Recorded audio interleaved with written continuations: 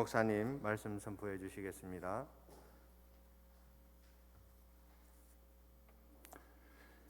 우리들의 기도에 응답하시고 우리의 찬양을 받으시는 하나님, 오늘 부활절 다섯째 주일 하나님의 성전에서 부름받은 저들로 하여금 거룩한 예배가 드려질 수 있도록 인도하여 주시니 감사합니다. 오늘도 이 예배를 위해서 집을 나서기 전부터 기도하였고 예배를 위하여 기도하였으며 또 기도하고 나아가는 저들의 앞길에 여호와께서 선한 목자 되어 주옵소서. 말씀을 증거합니다. 주님이 입술을 지켜주시며 실수하지 않도록 붙들어 주시기를 원하옵고 더 하나님 앞에 믿음으로 나아가기를 결단할 수 있는 성도의 신앙이 드려지기를 원하옵고 예수님 이름으로 기도드립니다. 아멘. 저도 저의 설교를 집에 가서 한두 번씩 듣습니다. 몇 번 듣는 것도 있는데 설교 중에 실수가 많이 나오더라고요. 요셉의 시련과 절망, 요셉에게 형통과 또 소망, 그런 인생의 삶을 롤러코스터라고 해야 되는데 롤러스케이트라고 했더라고요.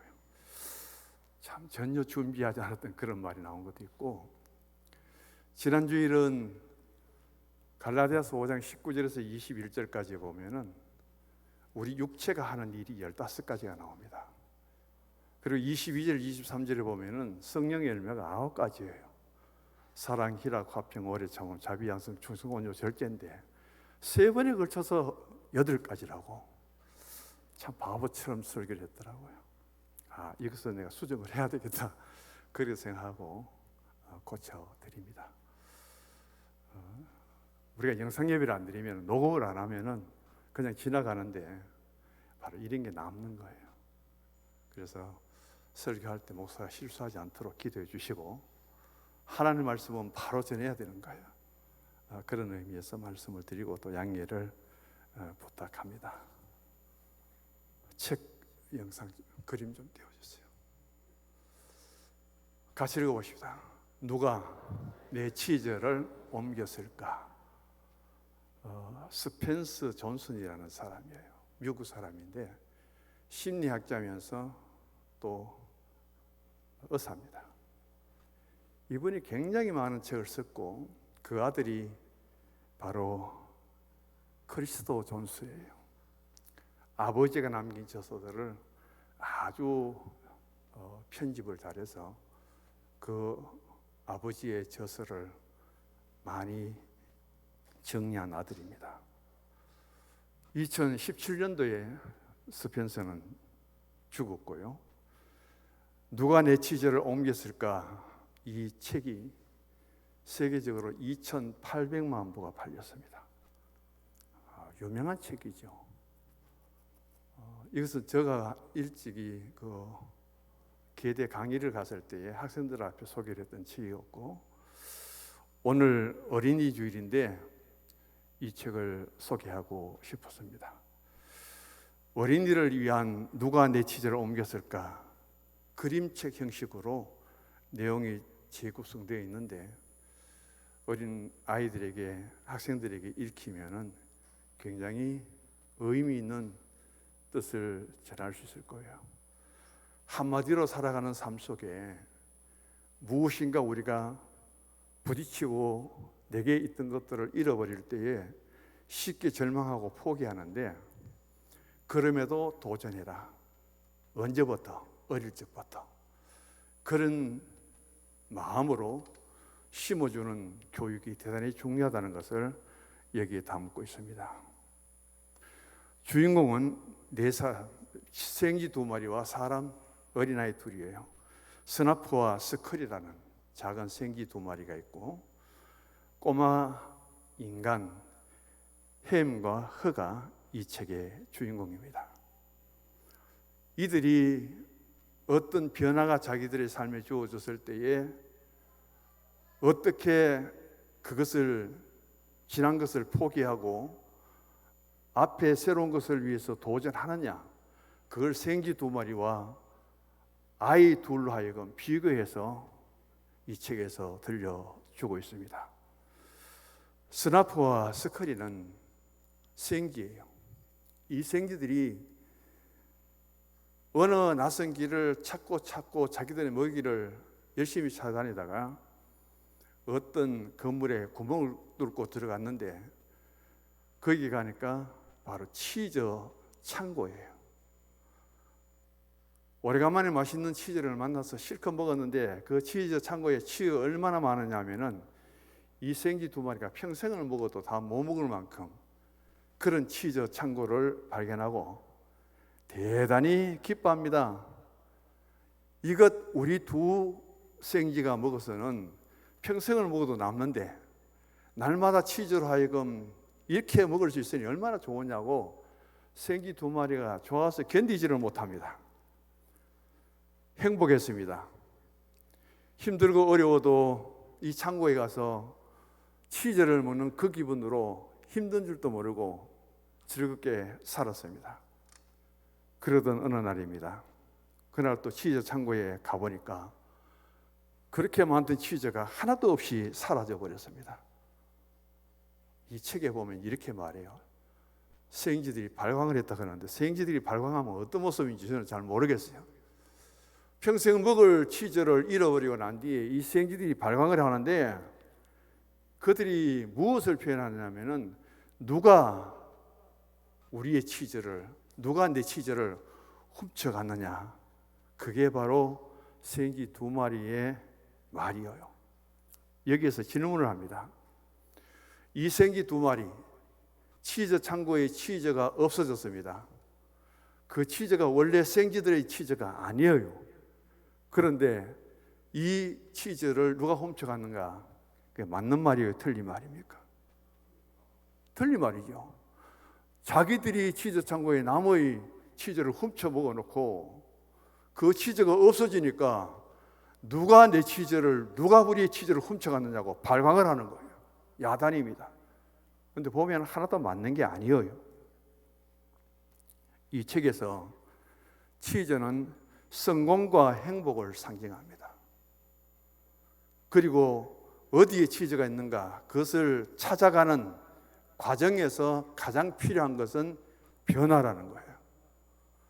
내가 즐겨 먹던 치즈가 없어졌다고 해서 주저앉고 포기하고 절망하는 것이 아니라 또 어딘가는 치즈가 있을 것으로 생각하고 다시금 그런 변화의 삶을 향해 나아갑니다. 그 변화는 쉽게 이루어지는 것이 아니라 때로는 모험이에요.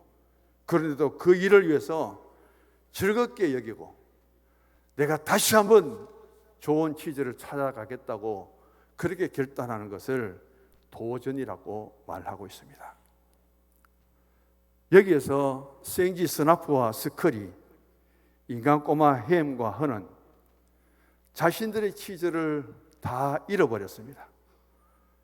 그러면은 평생 먹어도 남을 치즈를 갖고 행복했던 그들이 이 치즈를 잃어버리고 발광을 하면서 누가 내 치즈를 훔쳐갔느냐고 야단인 이들에게 더 이상 외쳐본들, 원망한들 없어진 치즈는 다시 생기지 않습니다. 이런 상황 속에서 생쥐 2마리, 어린아이 2이, 이 4명이 어떤 선택을 하느냐, 그걸 이 책에서 담고 우리에게 교훈을 주고 있습니다. 먼저 스나프는 변화의 냄새를 굉장히 빠르게 직감을 합니다. 여기에 아무리 발광을 하고 외치고 그렇게 한들 이 창고에서는 더 이상 치즈가 없다. 그렇기 때문에 나는 다른 치즈를 향해서 찾아가야 되겠다고 가장 결단을 먼저 내리는 생쥐가 먼저예요. 그렇게 하고 나니까, 스나프가 하고 나니까 스컬이도 자기하고 단짝이 되어서 그 치즈를 찾았던 친구가 떠나가니까 이내 그 사실을 깨닫고 바로 스컬이도 나도 새로운 치즈를 찾아서 가겠다고 가버립니다. 그런데 사람 인간이에요. 햄은 변화를 아주 두려워합니다. 내가 살던 삶의 환경이 달라지고 변화가 오는 것을 굉장히 두려워하는 거예요. 그래갖고는 나는 더 이상 치즈 찾기를 포기한다고 아예 거부해버립니다. 인간이. 허라는 아이는 왜 우리가 즐겨 먹어야 될 치즈가 없어지냐고 불평을 막 늘어놓습니다. 그렇지만 아무리 불평하고 원망해도 그 자리에서는 더 치즈를 얻을 수 없기 때문에 다시금 다른 치즈를 찾기 위해서 허도 나중에 미로 속으로 들어갑니다. 여기에서 이런 질문을 던집니다. 변화를 두려워하지 말라. 힘들고 어려워도 미로 속으로 다시금 치즈를 찾기 위해서 도전하라. 그러면서 스펜서는 말하죠. 똑같은 두 마리의 생쥐와 두 마리의 인간을 두고 어린아이인데 생쥐들이 변화에 처신하고 적응하는 것보다 훨씬 더 느린 것이 인간이에요. 생쥐들은 아주 빨리 깨닫고 다시금 새로운 치즈를 찾아 나서는데 인간은 두려워해서 포기해버리고 하나는 없어진 치즈를 불평 원망만 하고 그것을 통해서 하나님의 사람, 믿음의 신앙을 이루어가는 어린 생명들에게 이 생쥐들의 삶과 생쥐들이 적응하는 것, 도전하는 것, 그것보다 인간이 훨씬 더 느리고 부족하다는 것을 깨닫고 어린 아이일 적부터 하나님 앞에 믿음으로 신앙적으로 도전할 수 있는 그런 사람으로 만들어주는 것이 바로 우리가 해야 될 책임입니다. 마찬가지입니다. 지금 내가 가지고 있는 것 본래 내 것이요? 아니잖아요. 세상 사람은 내가 가졌고 내가 벌었고 내 소유고 그렇다 할지라도 하나님 앞에 믿음으로 사는 성도는 내 것이 없습니다. 내 생명까지도 하나님의 것이라고 내 모든 것도 하나님의 것이라고 고백하는 우리가 내 것이라고 주장할 수 있는 것이 무엇이 있느냐는 거예요. 단 이 땅 위에 살아갑니다. 얼마나 살지는 몰라요. 내가 살아가는 삶 동안 하나님이 모든 것을 우리가 사용할 수 있도록 그 기간 동안 임시로 맡겨주신 것이고 그것을 내가 사용하는 것으로 만족하고 하나님 앞에 갈 때는 세상적이고 육신적인 것을 하나도 가져가지 못하는 것이 우리 인생이라는 겁니다.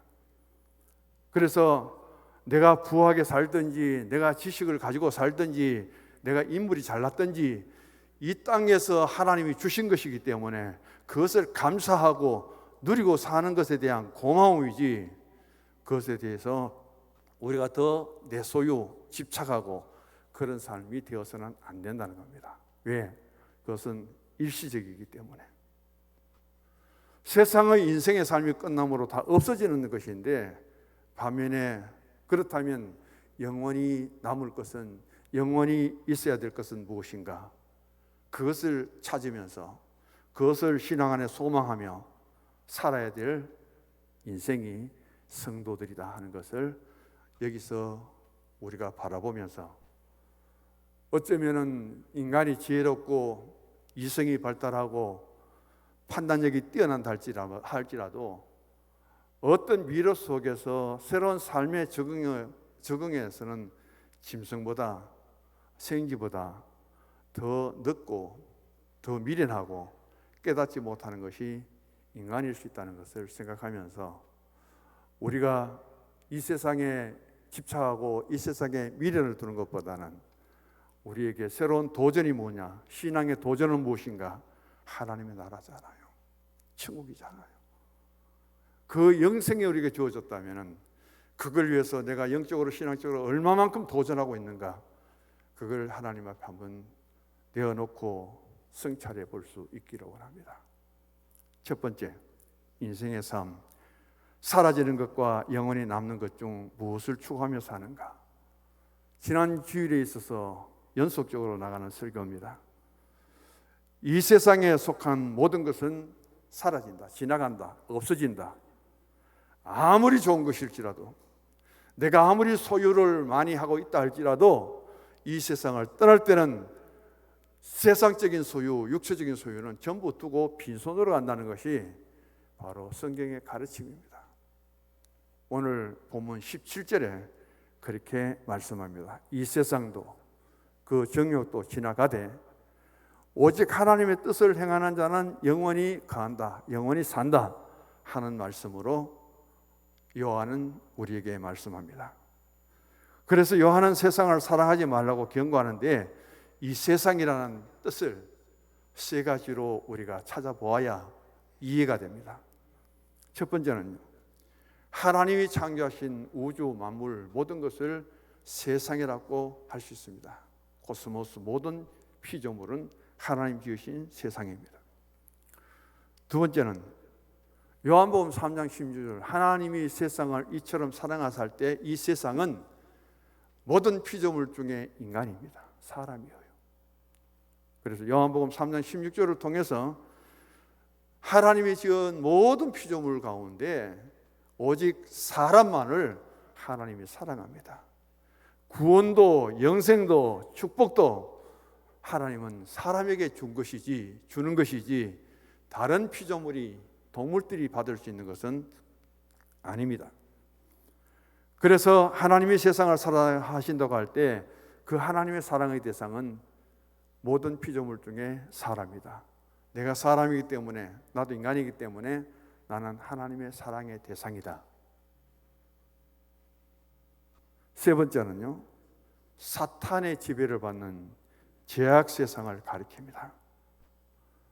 요한일서 2장에 나오는 세상은 전부 세 번째, 사탄의 지배를 받는 죄악 세상을 가리키는데 가장 이 세상을 죄악으로 보고 세상 속에서 우리가 어떤 가운데 있었는가 하는 것을 설명을 해주는 성경이 있습니다.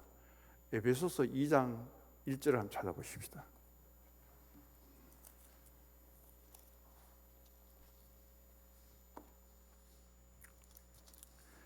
에베소서 2장 1절부터요 3절까지 같이 읽어봅니다. 311쪽. 그는 허물과 죄로 죽었던 너희를 살리셨도다.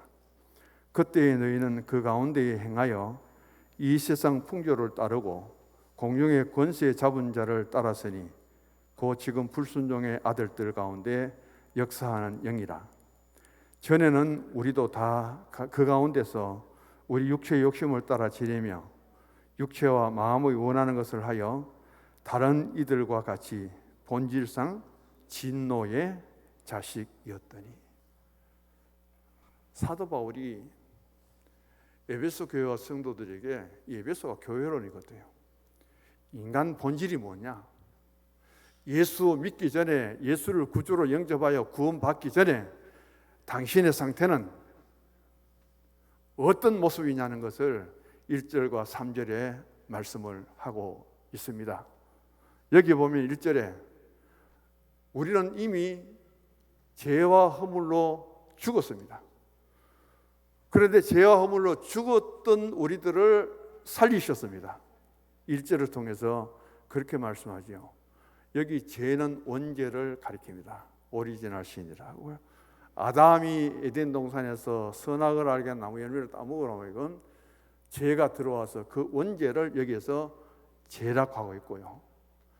그 다음 보면은 허물이 있습니다. 이것은 내가 세상을 살아가면서 내 스스로 짓는 죄, 자범죄를 말합니다. 이 원죄와 자범죄가 있는데 하나를 더 더한다면 고범죄입니다. 이 고범죄라는 것은, 자범죄는 내가 여러 가지 죄를 지을 수 있어요. 고범죄는 고의로 짓는데 성경에서 강조하는 것은 한 번 죄를 짓고 회개하잖아요. 그럼 똑같은 죄를 반복해서는 안 된다는 거예요. 다시는 죄를 짓지 말라 하는 것이 예수님의 주신 말씀처럼, 한 번 내가 죄를 지었고 회개를 했다면 똑같은 죄를 반복해서는 절대 안 됩니다. 이게 바로 고범죄예요. 그래서 여기 보면은 원죄로 하여금, 허물로 하여금 죽었던 너희들을 바로 살렸다. 무엇으로 살렸느냐는 거야. 여기에 보면은 바로 세 가지를 말합니다. 하나님의 긍휼입니다. 저주받은 인생을 하나님이 불쌍히 여겨주셨다. 두 번째는 하나님의 사랑입니다. 그 사랑을 구체적으로 나타낸 것이 예수님이에요. 독생자 예수님을 십자가의 대속에 제물로 바치기까지 우리 인간을, 사람을 사랑하신 분이 하나님이에요. 그래서 가장 그 사랑을 거치는 바로 예수님의 십자가의 사랑이고, 십자가를 통해서 이루어진 제 용서와 구원과 하나님의 자녀되는 이 은혜예요. 그래서 하나님의 긍휼과 십자가 예수님의 사랑과 십자가 예수님의 은혜입니다. 십자가의 은혜를 생각할수록 할렐루야 찬송이 절로나고요. 십자가의 사랑을 생각할수록 할렐루야 찬송이 절로 나올 수 있는 그런 신앙을 우리가 고백하게 될 때, 내가 지은 모든 죄가 그리스도의 십자가 대속으로 하여금 용서받았고 구원을 받았고 하나님의 자녀가 되는 것을 확신할 때, 세상에 줄 수 없는 기쁨을, 그 믿음의 확신을 우리가 가질 수 있게 될 겁니다. 2절과 3절을 보면은 그때 인간입니다. 이 세상 풍조를 따르고 공룡의 권세를 잡았고 불순종의 아들들 가운데 역사하는 영이었고 육체의 욕심을 따라 지내고 육체와 마음이 원하는 것을 하여 본질상 뭐라고요? 진노의 자녀였다. 하나님의 진노의 대상이에요. 그런 우리가 하나님의 사랑을 받고 하나님의 복을 받고 하나님의 은혜를 받고, 이렇게 우리가 하나님 안에서 예수 그리스도의 십자가의 대속을 통해서 달라진 내 인생, 달라진 내 신분, 달라진 나의 삶, 그것을 하나님께 보여드려야 될 것이 바로 우리들의 신앙과 삶입니다. 요한복음 2장 15절부터 16절, 17절 이르기까지 세상을 사랑하는데, 그 세상을 사랑의 요소는 세 가지다. 육신의 정욕과 안목의 정욕과 이생의 자랑은 반복하지 않겠습니다. 그래서 이런 것들로 하여금 내 욕망이 채워질 때, 인간의 욕구가 채워질 때 참 기쁘고 행복하고 좋을 것 같지만은 잠시 후에 다 사라지고 없습니다. 헛되고 헛된 것밖에 남는 것이 없지요. 바로 이런 가운데서 바울은 갈라디아 5장에서 이 육체를 가지고 세상을 살아가는 날 동안 우리가 하는 일들 중에 15가지를 한번 찾아보시고, 하지 말아야 될, 성령의 열매를 맺고 성령으로 살아야 될 우리가 가장 건져야 될 것은 바로 육체에 하는 일 15가지입니다. 그리고 성령의 열매를 맡고 성령의 사람이 되고 성령으로 살아라 하는 것이 바로 가르침이죠. 바울의. 우리 한번 고백해 봅시다. 옆에 분에게 보시고요. 나는 성령 받았다. 당신도 성령 받았어요. 당신도 성령을 받았네요. 잘 안 됩니까? 나는 성령 받았고 당신도 성령 받았고. 손잡으세요. 우리는 성령을 받았습니다. 성령 받고 성령 열매 맺으면 육체의 15가지 일을 하지 말아야 돼요. 그걸 하면은 성령의 열매를 맺는 일들을 전부 막아버려요. 그게 세상적인 거예요. 사도 바울은 바로 육체의 일과 성령의 열매를 하여 성령을 하여 구분되는데, 사도 요한은 똑같은 의미 속에서 우리가 세 가지 육체적인 것, 육신의 욕망, 안목의 정욕, 이생의 자랑, 단어는 다르더라도 합하면 똑같아요. 바울이 강조하는 것이 있고 요한이 강조하는 것이 있습니다. 이것은 세상으로부터 온 거예요. 그래서 세상으로 온 것을 내가 받아들이고 수용하면은 바로 오늘 또 우리는 세상 일을 쫓다가 성령의 모든 일들을 놓쳐버리고 잃어버린다는 그런 의미입니다.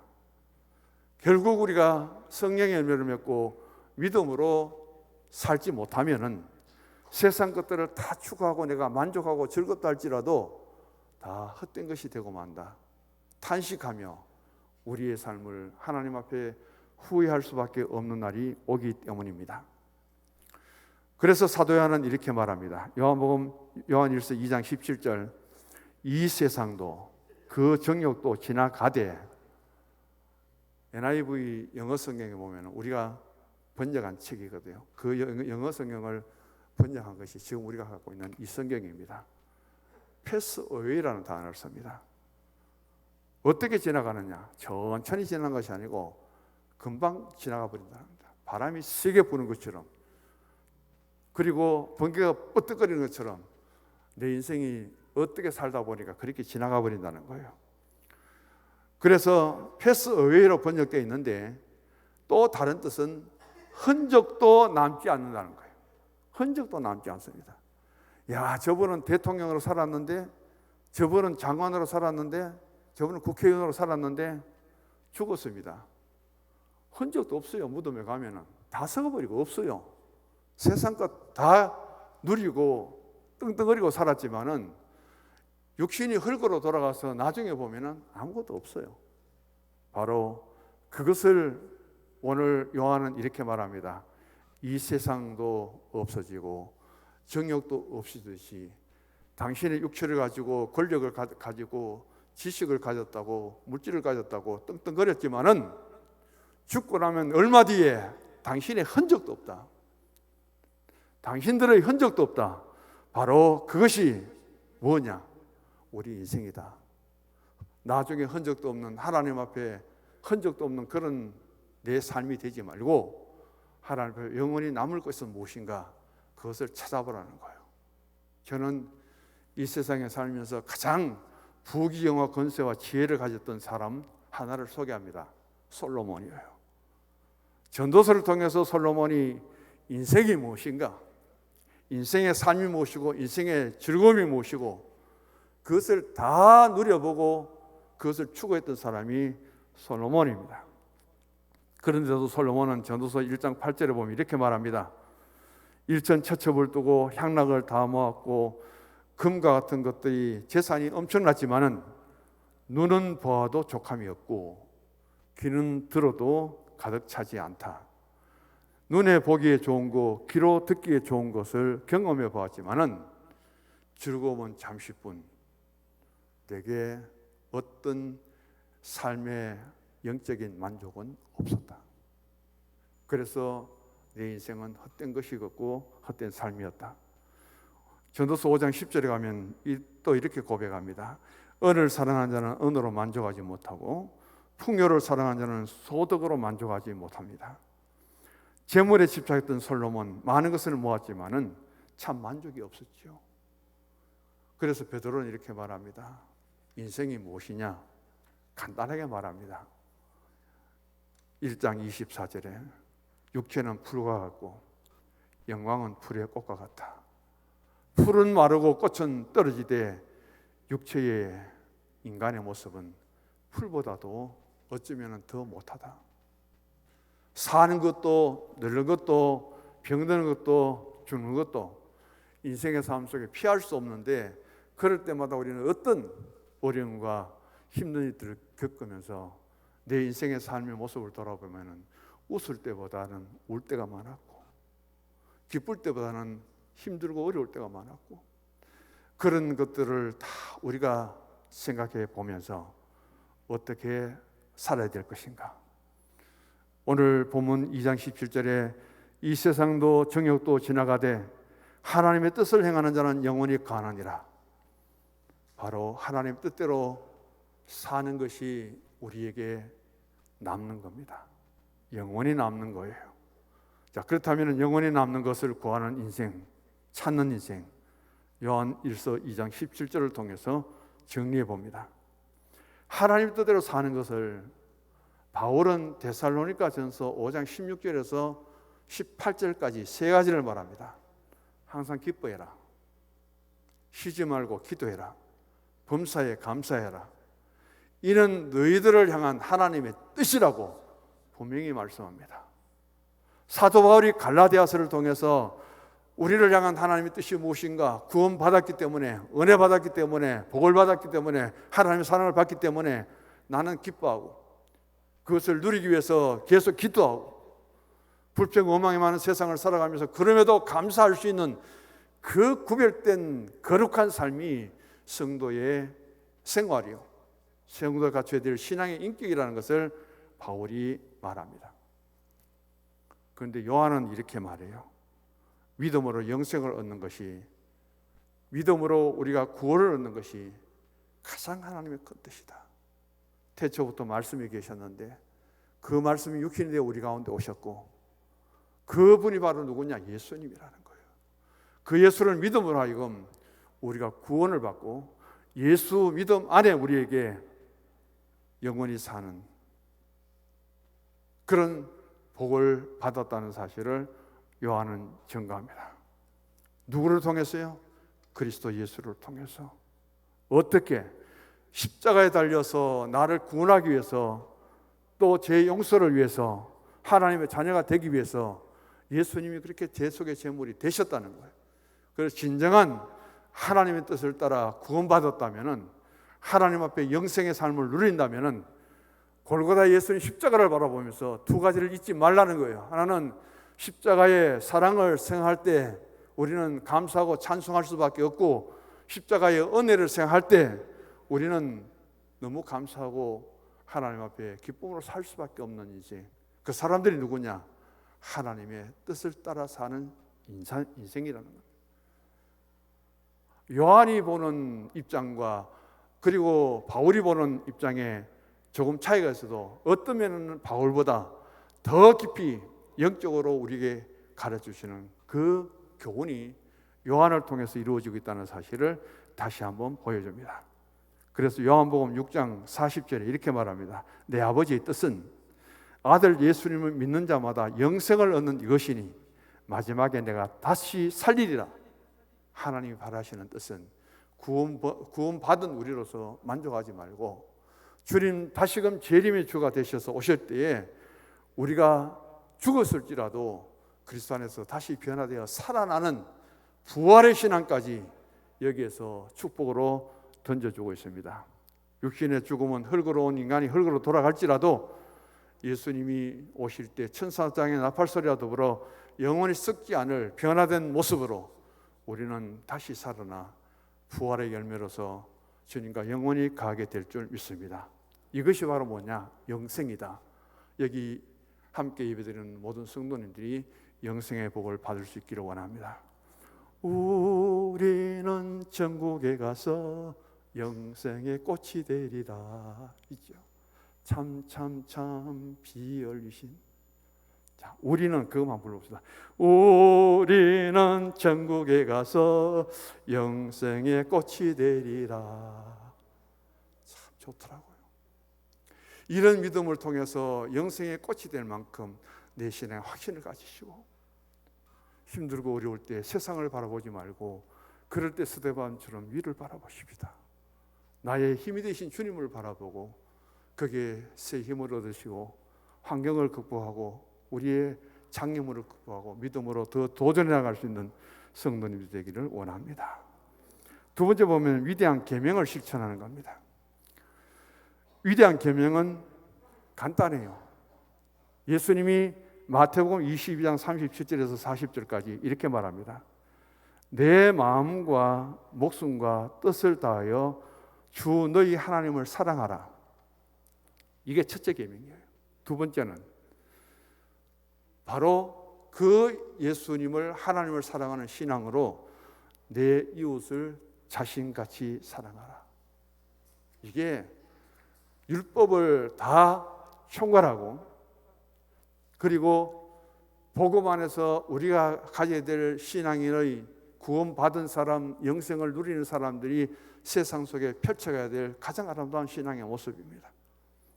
그래서 더 그레이트라고, 하나님이 주신 계명 중에 가장 위대한 것, 하나님이 내리신 명령 중에 가장 위대한 명령은 바로 전도죠.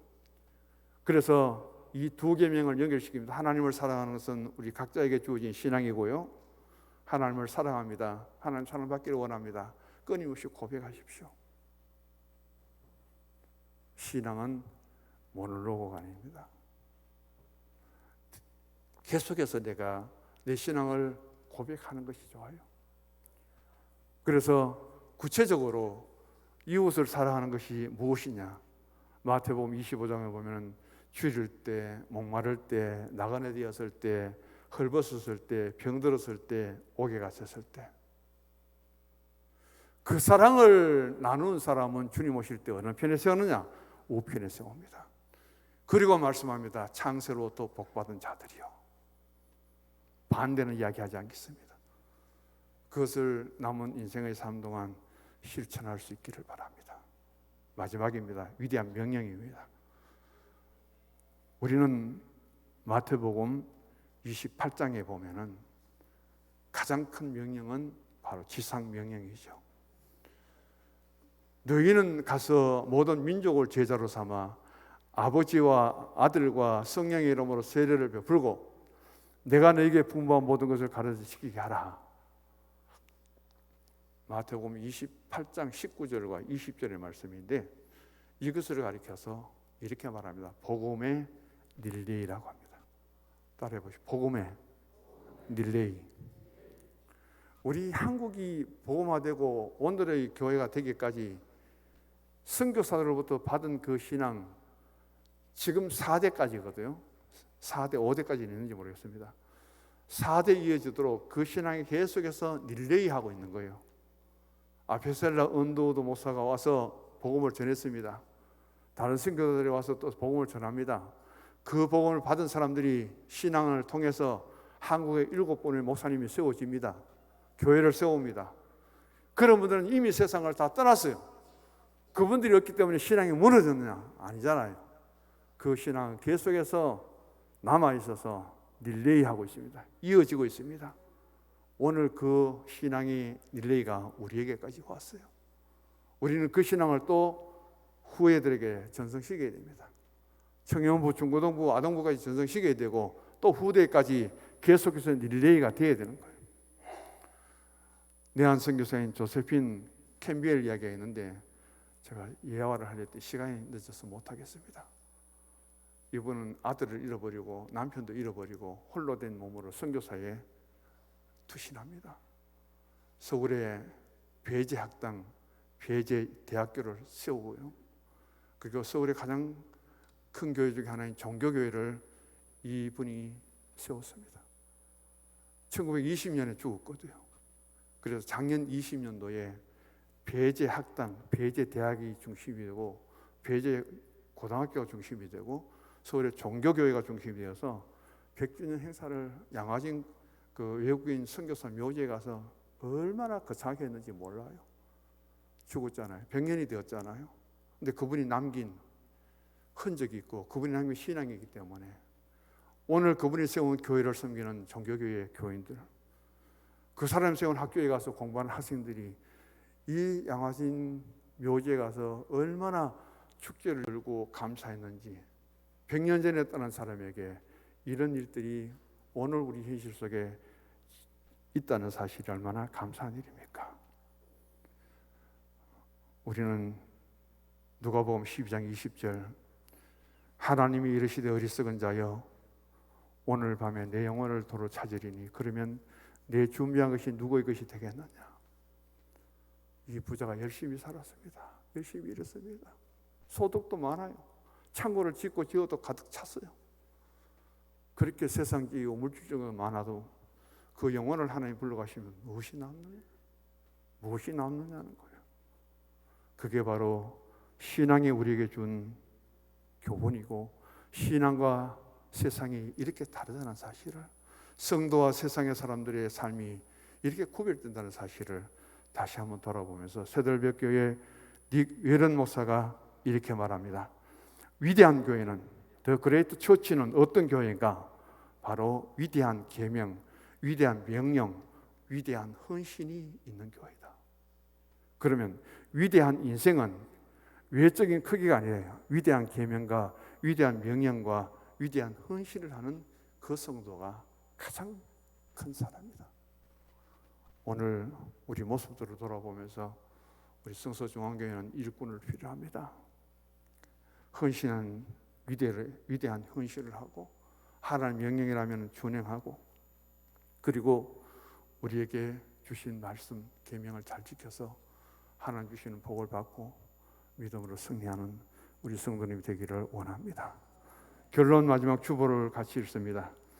이제 남은 나의 인생 하나님 앞에 서기 전 없어지지 않고 영원히 남는 것을 위해 살아가는 성도의 신앙이 되십시다.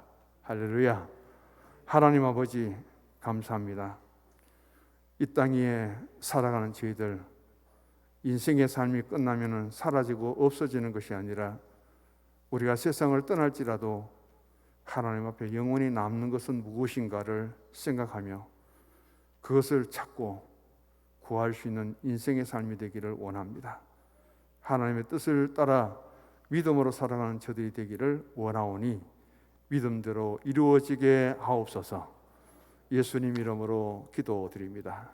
아멘.